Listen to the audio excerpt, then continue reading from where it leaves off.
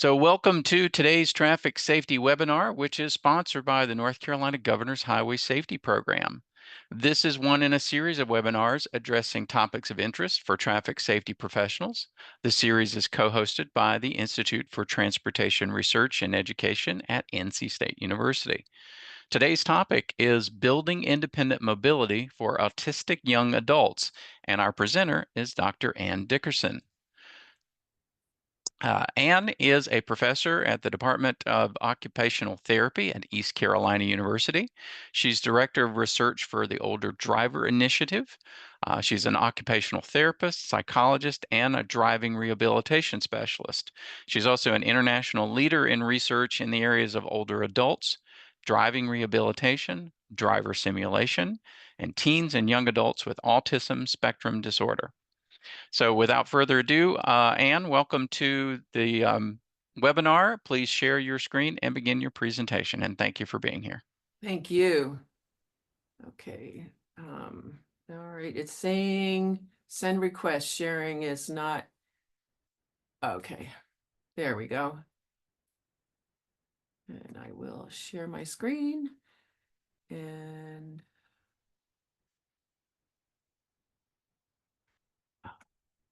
there we go. And enlarge presentation. All right. Thank you so much for y'all being here this afternoon, or this, oh yeah, it is afternoon.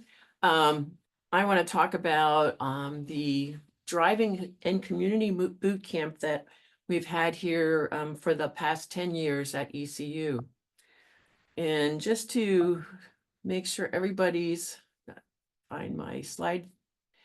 Okay, so just to go over what autism spectrum disorder is, and it's just what it says. It is a spectrum. There's a whole range of individuals with autism spectrum disorder. Of course, there's some unfortunate kids that really have the autistic characteristics, like nonverbal, and the just using their arms and not expressing themselves. And but in this particular instance, we're talking about the higher functioning autism. It used to be called Asperger's, and it's primarily in boys, 1 in 45 boys and 1 in 185 girls. So it's 4.5 times more prevalent in young men and boys. The individuals we're working with have less autistic characteristics, and they usually don't have a language delays. They're very proficient in language. Their IQ is usually average to gifted, but they do have motor coordination deficits, balance, gait, and particularly motor planning, which comes into play in driving, and also sensory issues, not liking to be hugged, touched, things tight on them, their body. And routines are really important. They like things just done certain ways and the same every day. But the two hallmarks for individuals with autism spectrum are the social interaction and social cues. So they have difficulty reading a room and don't necessarily socialize appropriately. And then the more hallmark that's particularly pertains to driving is executive functioning deficits. And I'll talk about that in a few minutes. I just want to be very transparent. This is a picture of my son, and he does have high-level autism spectrum disorder. So why is this boot camp? Why is this really important? Well, community mobility for all individuals is important. And there was a national study for individuals with autism, and it showed that 1 in 3 adults with autism are disconnected. 1 in 4 are socially isolated, and 1 in 3 have no community participation. So just think, if you weren't able to drive or didn't use any form of community transportation, especially for teens, they wouldn't be able to, you can't participate in adult roles, go to work, socialize with people, go to school if you don't have any skills in community mobility. And autistic adults who do have means of community mobility have 5 times a greater chance of employment.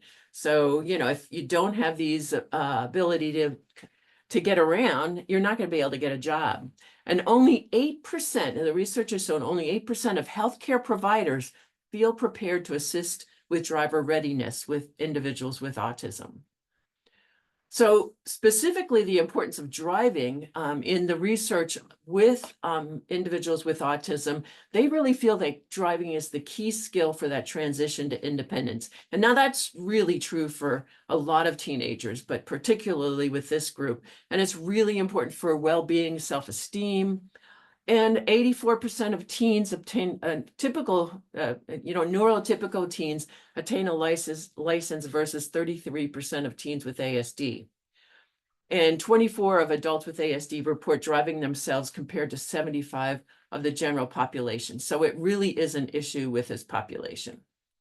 So here's the challenge of executive functioning, the hallmark of Asperger's, high-level autism. And if you look at these typical executive function challenges, how they apply to driving, so planning and expectation of outcomes.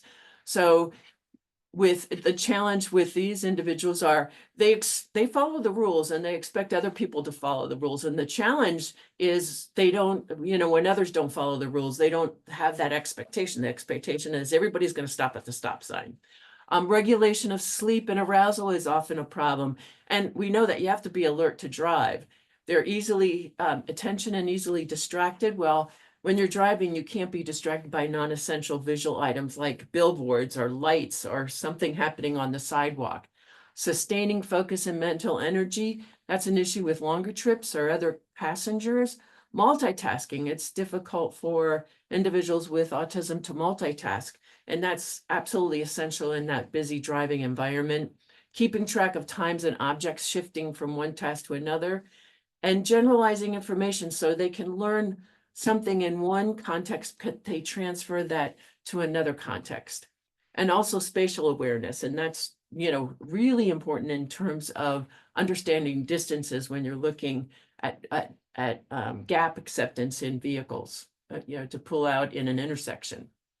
Another major challenge is anxiety. So in a study using driving on the simulator, drivers with autism have higher heart rates, which is very suggestive of anxiety.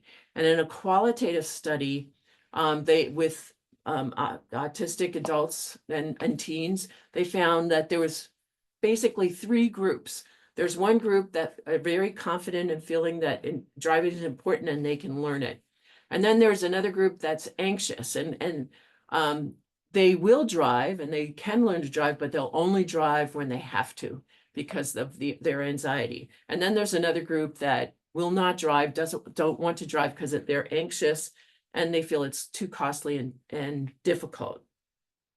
And in interviews with parents, persons with ASD, and with driving instructors, they all say that, and there's a lot of anxiety experienced when learning to drive. It's very stressful type of situation. There's anxiety with testing. I hear a lot of parents that say, they know the information, but they go into that test and the anxiety is they don't pass the written test or the on-road test. And they also tend to be perfectionists. They want everything to be perfect. And certainly that leads to anxiety because we know things don't work perfectly on the driving environment. It's a challenge for parents and driving instructors to teach these teens. Some parents aren't ready to give permission to drive. So even though the teen or young adult want to drive, the parents are reluctant to give permission for a variety of reasons. And even all parents are reluctant to some degree to give have their children driving. Parents want them to start too early. We have learned very clearly in our boot camp that here in North Carolina, you can start learning to drive at 14 and a half. That is way too young with individuals with autism. They've just not developed and the maturity, and some of those executive functioning problems are still too strong. Driving instructors say parents have a hard time accepting that they're on the spectrum and need extra help. The parents aren't listening, and In fact, most driving instructors in North Carolina will say, we know we can see that there's a problem, but they don't get a diagnosis. They don't know. Every kid is just an open book. The parents don't have the skill to teach driving, particularly with teens with challenges. It's hard for parents to teach to drive, and you see, they usually go, well, mom, you do it, or dad, you do it. But it's more difficult with teens with these kinds of challenges. And most driving instructors don't understand the challenges that you have to teach them differently because of their learning needs. So this is a picture of our first boot camp. This was back in 2015. It was all boys. The girls in the picture are the occupational therapy students that help every year with the boot camp. And one of the things when we were starting out, so there was 2 students that wanted to do a thesis, and all my theses have been with older adults because that's really was my practice area. And they didn't want to work with older adults. They wanted to work with autism. And I had been working on one-to-one with some parents with autism. So I said that we would do it. So we do a literature review. And prior to 2015, we found 7 publications. We did a search everywhere. There were only 7 publications on ASD and driving.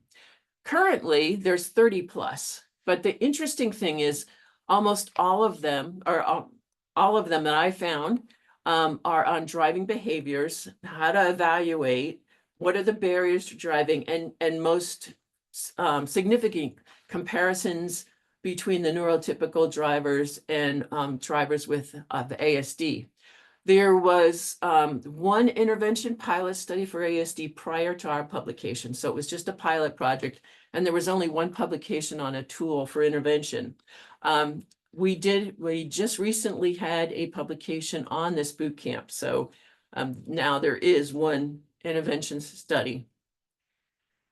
So like I said, we developed it in 2015 was the first one. And as I said, it was an idea proposed to do a thesis obligations. And what we did over this time was develop the right model.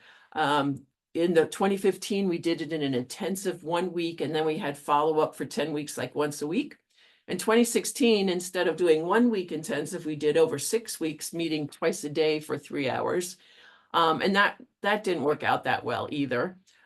So in 2018, we had it over 5 days, a Thursday, Friday, and then a Monday, Tuesday, Wednesday. And that worked out really as a nice model. It was what we could have students do. And the total hours typically is about 32 hours that they're in the boot camp. And this is a picture of the years that we had it. We didn't have one in 2017, and of course, not in 2020. But as over time, we became larger. We have this last summer, we had 14. The numbers in the parentheses are the number of teens we evaluated. And typically, we take as many as that seem to, that would benefit. But it is difficult. Sometimes we have to say no to people. And then most of the times, there's only 1 or 2 times that a person has dropped out. And as you can see, it was mostly male, and then the different age groups. Now, what we have decided for 2025 is that we're going to ask that the youngest, we're not going to interview 14 and 15-year-olds, they really are much more successful when they're 16. Okay, so the assessment process, I'm just going to briefly go over this. The best thing about my lab and doing this camp is we have 2 simulators. And so I know some of you know about simulators, and simulators are sort of like, they're not video games, but they're similar in that you have these scenarios. And if you work on one driving simulator, you kind of learn those scenarios. And so it's less surprising because you know them so well. And that what makes our assessment stronger, because we use the STI Sim OT drive as the test, pre and pre and post testing, and then we do the interventions on the drive safety, and that'll come up, and that makes a big difference in terms of our assessment, which I'll share the results later. So our assessment process takes from 2 to 3 hours, sometimes 4 hours. And we're working on decreasing that, but there is no standard criteria. There's nothing that is standard criteria for evaluating autism and driving. The Children's Hospital of Philadelphia are working on a whole group of assessments. And so we have picked out assessments and changed some over time, but we still don't have the perfect assessment. We have used, the pre-assessments we've used is the behavioral assessment of dysexecutive syndrome. And this one, it takes an hour, but it has really good assessments for that executive functioning. We do have a multitasking task on the drive safety simulator we use. This is the comprehensive trail making test. We do another test that's a functional task, like a simple meal preparation. And when the kids can't come in and they can't make a sandwich for themselves, it gives us a pretty good idea that they aren't ready to drive yet. And then one of the readiness to drive checklists, which is a checklist that I've been developing with another occupational therapist. And then our pre-post assessment is the drive on the driving simulator. We do surveys, we do the COPM, which is the Canadian Occupational Therapy Model. It's really a goal attainment, whether they feel they've achieved their goals. Visual motor processing speed, which I'll show you in a few minutes. We have instituted a knowledge test, the rules of the road, and just more recently, but we are really needing to tailor that. And then we have brought in an anxiety assessment. And I'll be showing you some of the output from these pre and post. So I want to talk about, and I think the most important part is the interventions. So on the drive safety, we have created a developed protocol.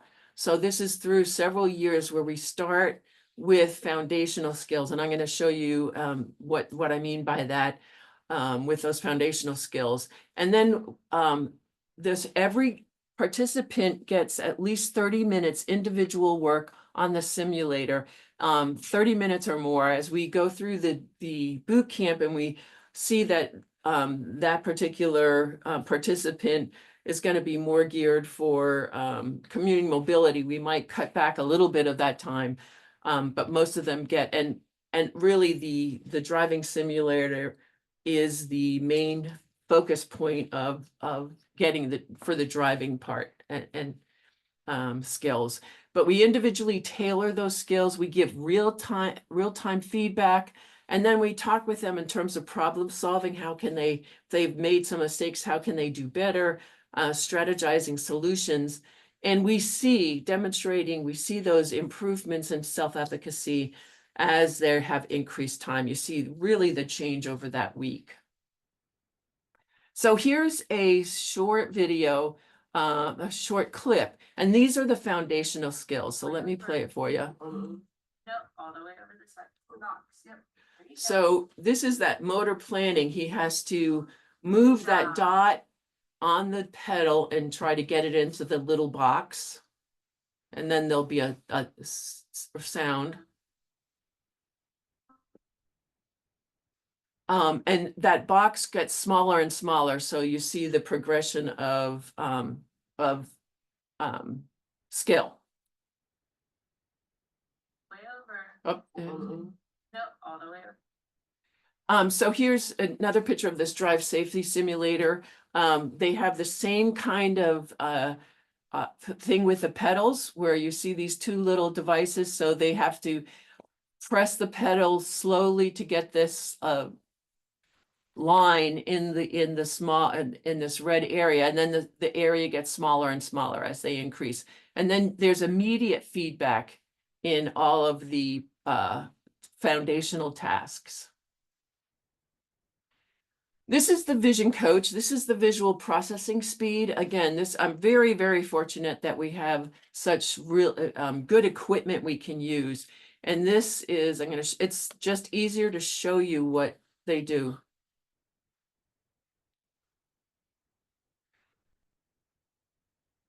So this vision coach has these dots, and they're hidden behind a membrane, and they pop out anywhere. You can control the speed. So we start with this, the lowest speed, which is 0. That means you have to hit it before another one pops up.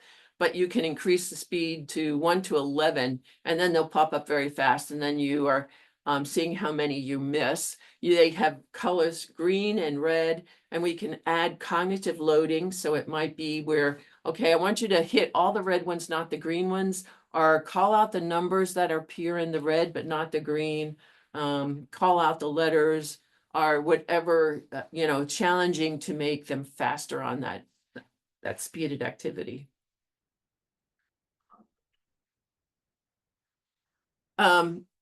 Rules of the road. Of course, we have different sessions on rules of the road. We do some PowerPoints, but what we know is that the best learning is active learning. And so on the right-hand side, we have this big magnetic dry erase board, so we can put in the colors of, you can see the little lights, and then we can talk about which way we turn, how do we get in and off a highway, and using matchbook cars to talk about that. And I'm going to show you a video of that in a second. And then recently we've added these styrofoam layers with duct tape. And so we have them acting as cars to actually walk through, and what lines mean passing and going forward. And I realized I forgot to press that thing. So I'm gonna stop sharing, and then I'm sharing again to make sure share sound. So, and then I press this again. Okay, because I want you to hear this. Okay. We have cars at all 4 stop signs. And these cars all arrived at the stop signs at the same time. Every single one arrived at the exact same time. So what should we do if we all stopped and were this car? Who would you like to answer this one? You, Maggie, go ahead. Alrighty, if I remember correctly, you said that the person on the right, if we're this one, then we should let this one go first. But is he going straight or is he taking a turn? Everyone wants to go straight. Okay, so we let him go first. Well, 1 second. Wait. So if you all stopped at the same time, this is kind of an unwritten rule, is you all looked at each other, and it's typically you're trying to let the person to your right go. So you say that you probably want him to go, right? But wait, he's going to think this person goes, and he's going to think that person's going to go. So the polite thing to do is to signal to the person right of you to wave your hand and tell him to go. Alrighty. So you wave and you let him go through, and then he might wave for you to go, so then you go. And then that person might wait for him to go. Yeah. So that's an unspoken rule, is that whenever you stop at a 4-way stop sign, it's appropriate to stop, look to your right, and let that person go and wave them. We have... Okay, and this is when I said that there was one intervention tool out there. This is what it is. It's the Drive Focus. It's an app that's made by an occupational therapist.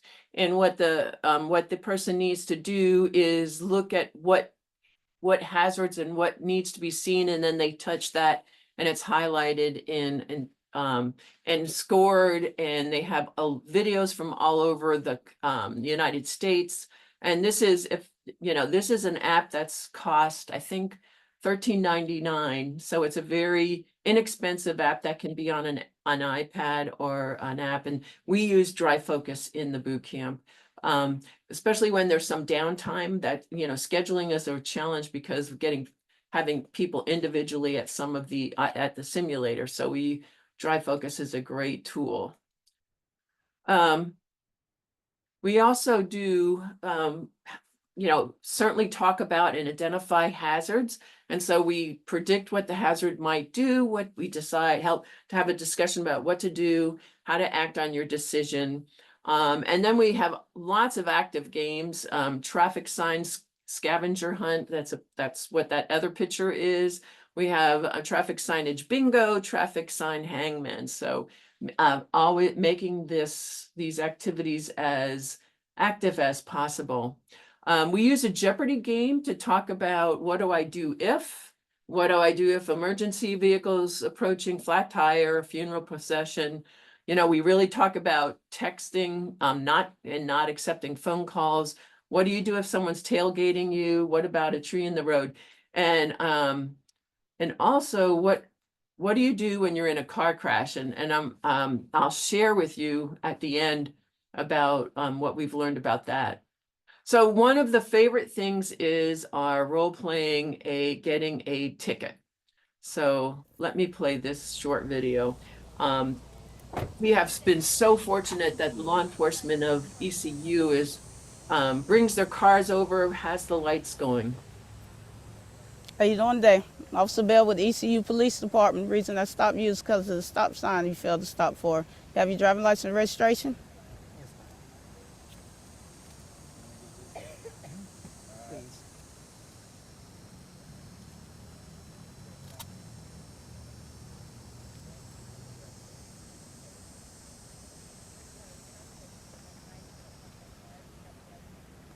All right, Mr. Davis, I'm going to go check your information. I'll be right back, okay?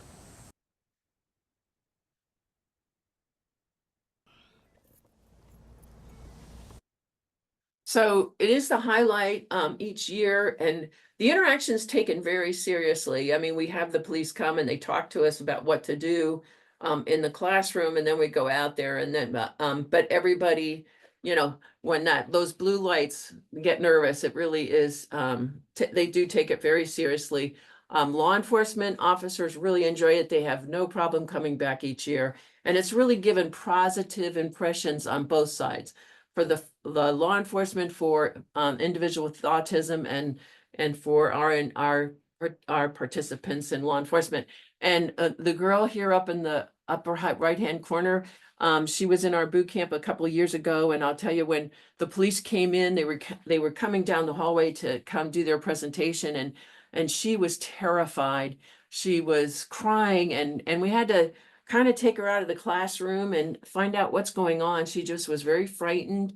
When we sat with her and they did the presentation, went out with her, and through this interaction, she got over whatever fear she had, and here she is sitting in the police vehicle. It was one of our extreme experiences, but it was you know, a great example of what this can do. And we work on a lot of community mobility using paper maps.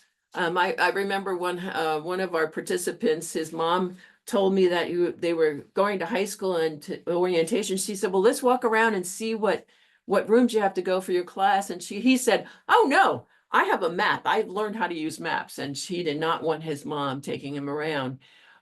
We use, of course, navigational tools like GPS, and making sure everybody knows how to use that and when it can't be used. We do planning appointments, organizing a day. Remember that managing those times.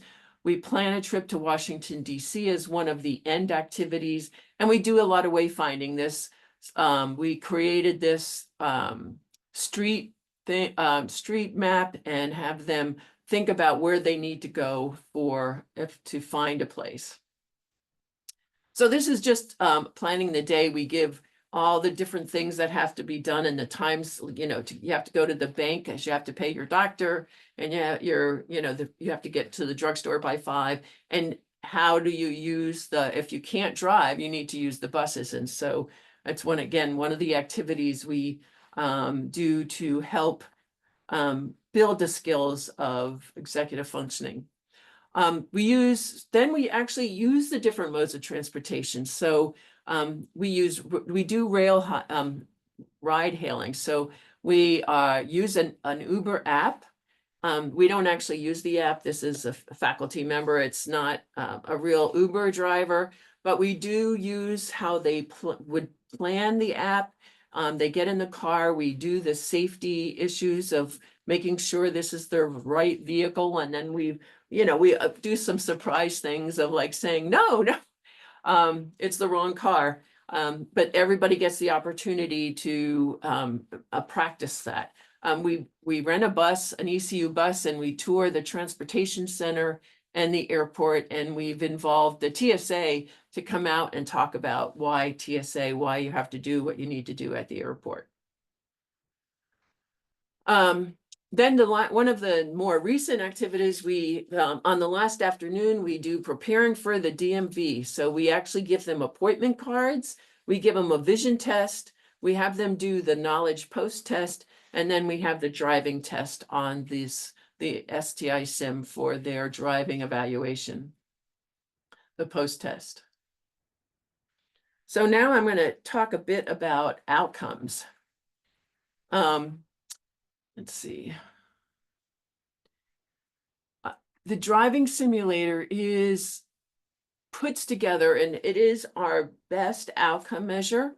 But it's not just because of the 30 minutes on the simulator every day. It really is because they're learning the rules of the road. They've learned the traffic signs.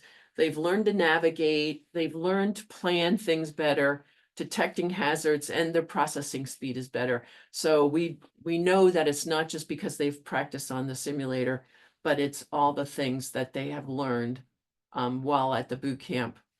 To assess the driving simulator, and I know that those of you that know driving simulators, they give feedback, but we have come to believe that the feedback that they get on the simulator is counted. And if you're driving, across the lane to get out of the way of something in the road, that counts of out of lane, but it's really an appropriate thing to do. So we use the performance analysis of driving ability called the P-Drive. It's an on-road standardized driving assessment. It was developed in Sweden, and it is an occupational therapy tool. So it's not very well known outside of occupational therapy, and there's only a few people actually using it, but it does have publication. It is evidence-based, and it looks at the quality of performance.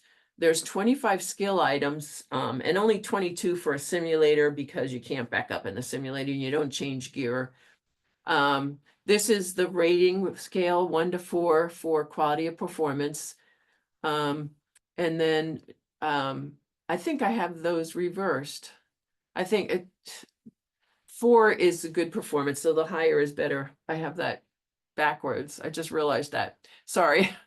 The maneuvers, there's 4 categories.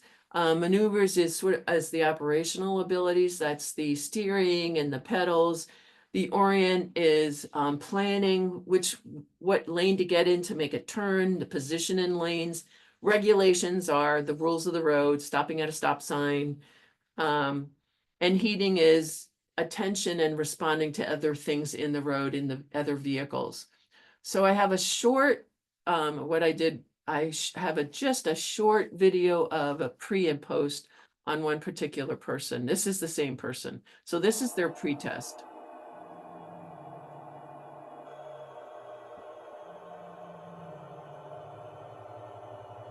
So they're going way off the road. Their lane position is poor. They're not paying attention to that car in front of them, so they crashed.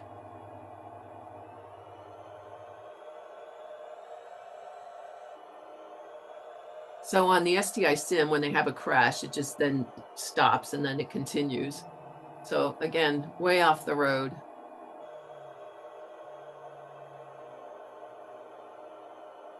They actually aren't slowing down very much for that passenger or the pedestrian.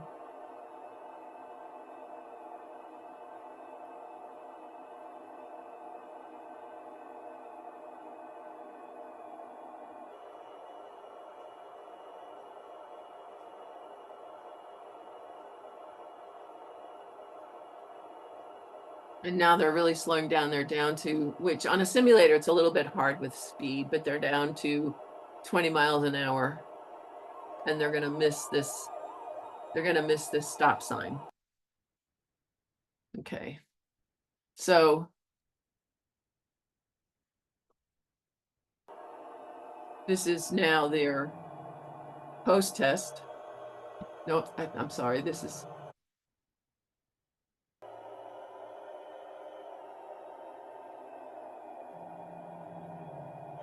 This is their post-test. So you can see their lane maintenance is a lot better.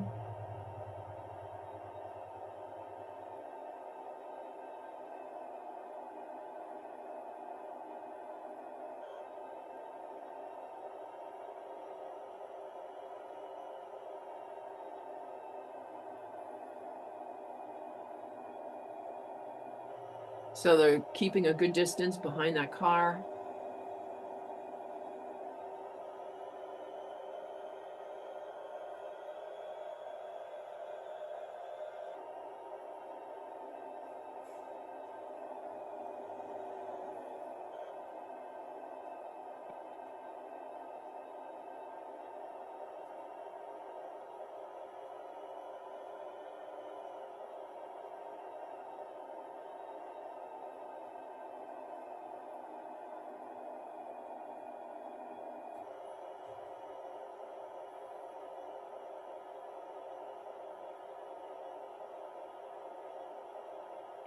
Now, you don't see any hands because these are playbacks of the testing, so that's why it looks the way. And so they stop at the stop sign. So that just gives you a little bit of a taste of what that what the difference is. So this is the only statistics I'm really going to share with you. And what I want to share with you is this was looking at we're doing an ANOVA for time being pre and post, the 4 different years and gender effects. So the score of time, this is the pre and post test. Well, so statistically we compared the two, and what we found is across the board, all the total score and then the 4 categories, they're all significantly different. So for 38 people, they got better in all the categories and in total score. And in the terms of the year, there's differences. So each year we have different numbers, but that's not so much. But we do have some years we have people that are really ready, like they have their license, they've had driver's ed. So you have different years, you have different, so it's not surprising that there's differences between the year, except in this year, there's no significant difference in total regulations. So the totals for the group of regulations, which is following the rules of the road, is not surprising. That's what they're best at. That's what there's no difference between the years, the different groups of individuals, because they learn, they're going to stop at a stop sign. They're not, and so there's no difference between the different groups. There was a gender effect in the total HEEDs. We don't know why that is, and we have so few females, we think it may just be an artifact. But the most important thing is there's no interaction effects. So there's no other things affecting those scores. So that just having no interaction effects makes this time difference and year difference a more solid outcome. This is we do have a statistic here. There is a significant pre-post for the Beck's anxiety scores. Now, we didn't start using the anxiety until 2019. And on 2023, we changed the anxiety. We're using a anxiety score now for specifically for autism. So that's why there's only to 2022 here. But there is a significant difference. Most of the participants had a drop in anxiety. So here, the anxiety, the higher the score, the worse. Now, in these 2 cases, there was no change. And in 5 cases where the blue is pointing, the participants actually got more anxious after the boot camp. And that's really not surprising, because some of the participants, hey, this is going to be easy. I know what I can drive. And the reality is they learn on the simulator what kinds of things can happen. So it may actually make them more anxious. We have a graduation, which is a highlight of the boot camp, on Wednesday night. And each of the OT students, builds a summary of each of the participants and talks about that in front of their friends and family. And then we build a poster, and you can see that in the background of that particular group. So we have a poster for each year. It's a very special time for the participants, because if anyone out there has an autistic relative, you know that they don't get recognized very often in our public schools. And so this is a really special time to highlight how that they did really well on Vision Coach, or they were, a cheerleader for everyone else. So it's a wonderful a wonderful time. So I'm going to share some reflections about the boot camp. So this is some of the comments from the participants. The boot camp is really great for meeting new friends. They loved the visit from the police department. It was really good experience learning about driving. Learning how to read a map was very helpful. It's an underrated skill. Having more experience and knowledge of driving, and having less anxiety when thinking about driving, and making new friends. I can't emphasize enough how the union and this interaction between participants is amazing.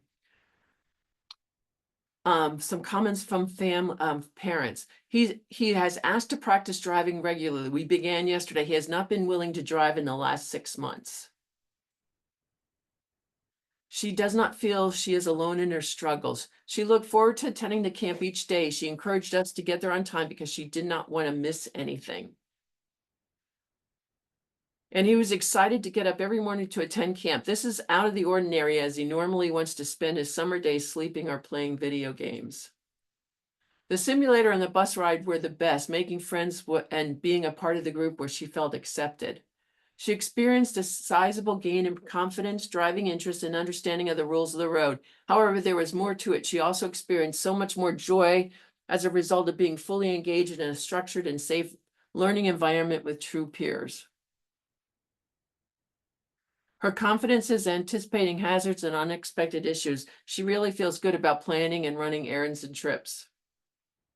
And this last one, it's long, and just bear with me. My son was in your driving boot camp. He got his license a few weeks ago and got into his first accident yesterday. Fortunately, no one was hurt and the accident was not his fault, but I'm writing to let you know how extremely proud we are of how he handled the entire situation, and I fully believe it was because of your boot camp. Not only was he rear-ended and pushed into another car, but the driver of the at-fault vehicle fled the scene. He called me first, then used his SOS button on his car to call the fire and police. He was perfectly calm, gave descriptions of the cars involved, and even provided a description of the man that left the scene. Once the police got there, he gave his information, repeated what happened. His car was drivable, and he hopped back in to drive his car home after the officer was finished. This all happened in the construction zone at 4:30, so traffic was crazy. And you would think that this was just one, but I've had another very similar a few years ago. He was in a car accident and did everything right, and his parents were like shocked because he was fine. So in summary, this is really, as far as I know, the first comprehensive intervention program with outcomes designed to address the IADL of driving and community mobility. It has multifaceted approach that can demonstrate significant change in skill level. And I really believe driving simulators are used much more for evaluation, and I think they have a far greater value for intervention.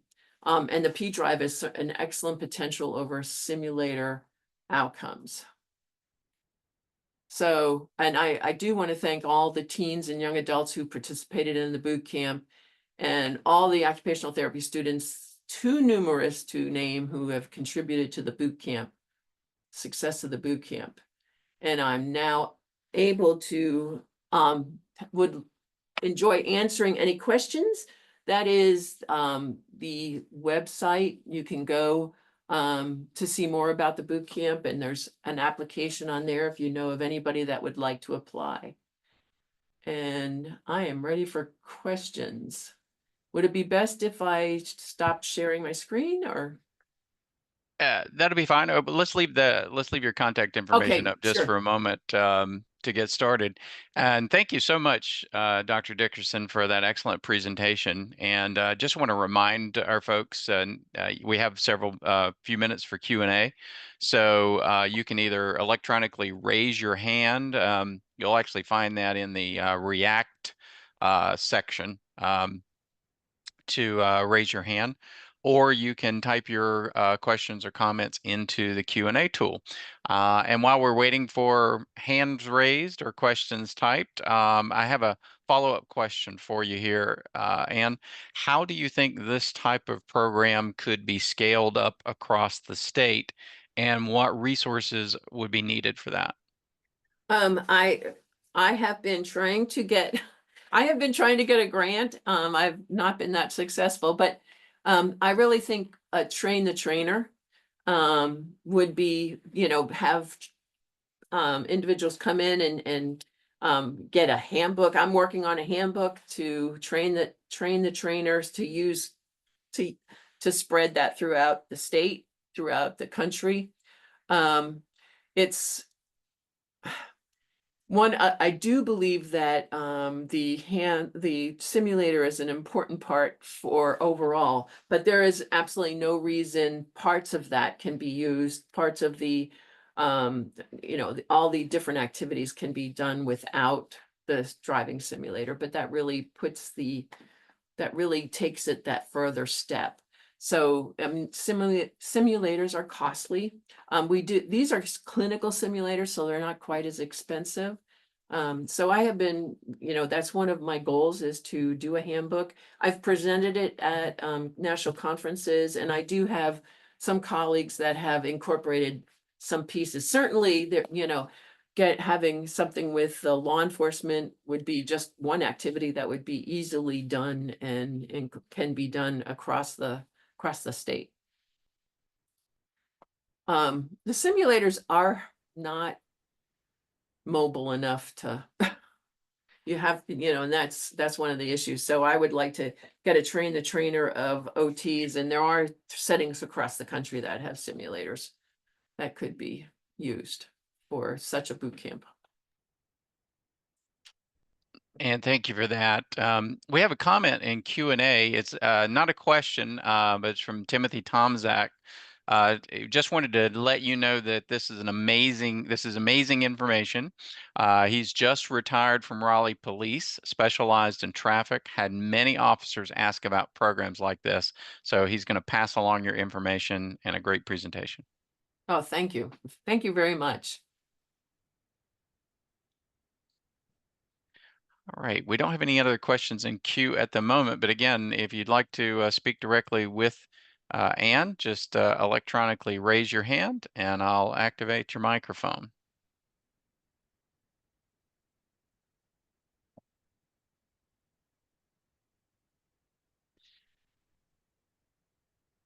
Give folks a moment to find raise hand or type in some additional questions.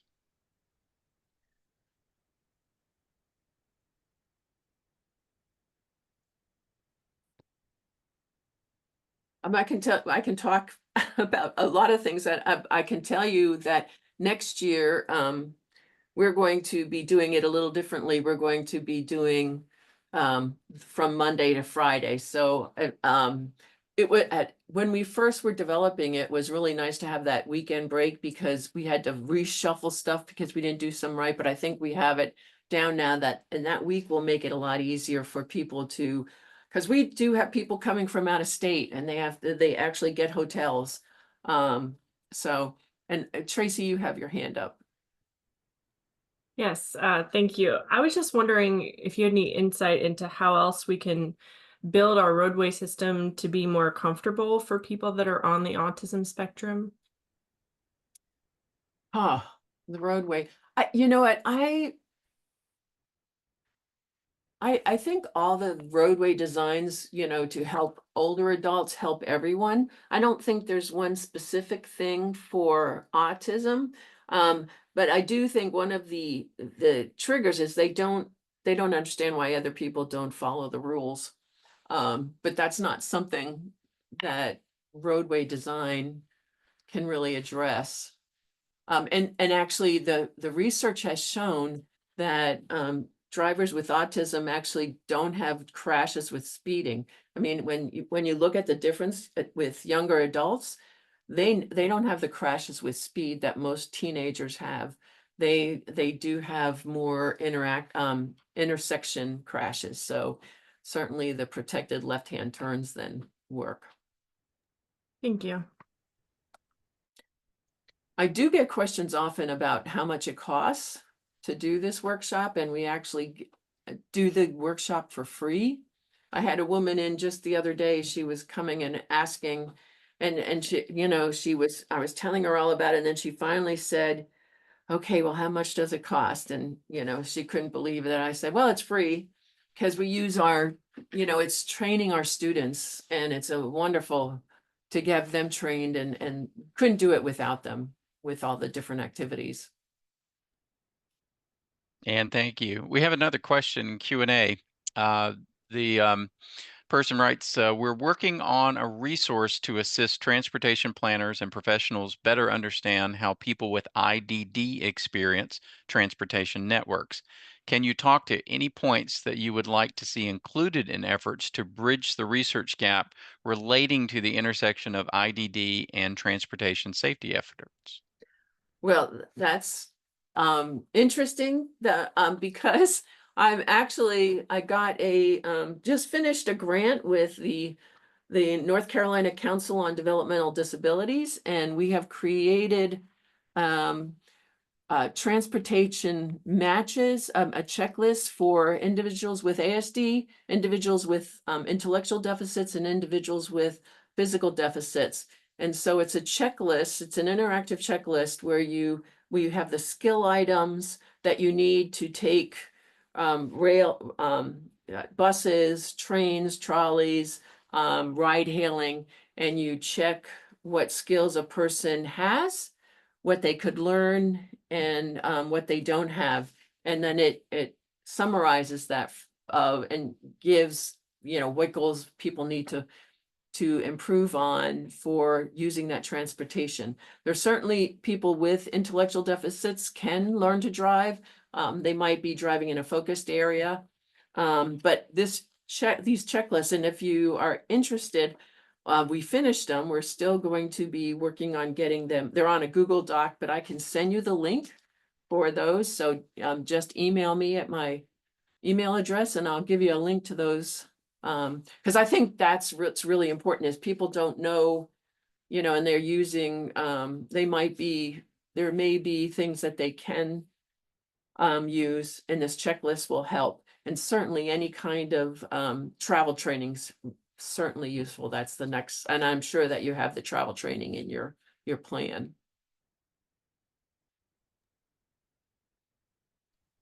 And thank you for that. We don't have any other questions in Oh. queue or hands raised. So I'm going to go ahead and move into our closing slides. So let me bring those back up.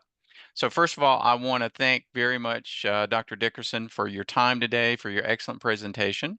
And I absolutely want to thank everyone who joined us today.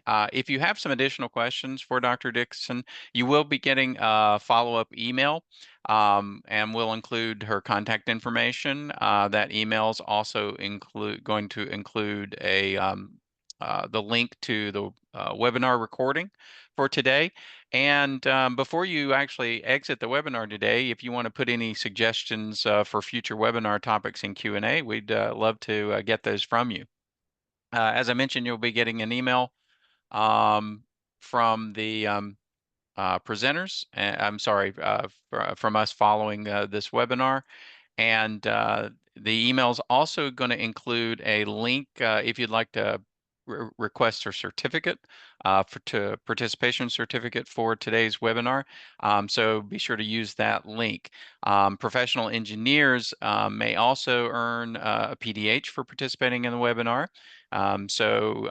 If you might want a certificate to document that. There'll also be a link for NC Bell's evaluation to follow up with as well. Please note, if you're actually watching the recording right now, not the live webinar, that only participants in the live webinar are able to receive the certificate. We'd like to invite you to join us again for some other traffic safety webinars that we have planned for this series. So if you'll please visit the website that you see there on the screen, there'll be a listing of upcoming webinars there. Also, that is the same website for the North Carolina Traffic Safety Conference. So if you've not attended the conference in the past or have and like to find out information about our next conference, which will be in 2026, feel free to make note of this website and check back with it for conference information as it gets updated. So for now, that's the end of our presentation. Again, want to thank Dr. Dickerson very much. Thank you all for participating, and goodbye for now.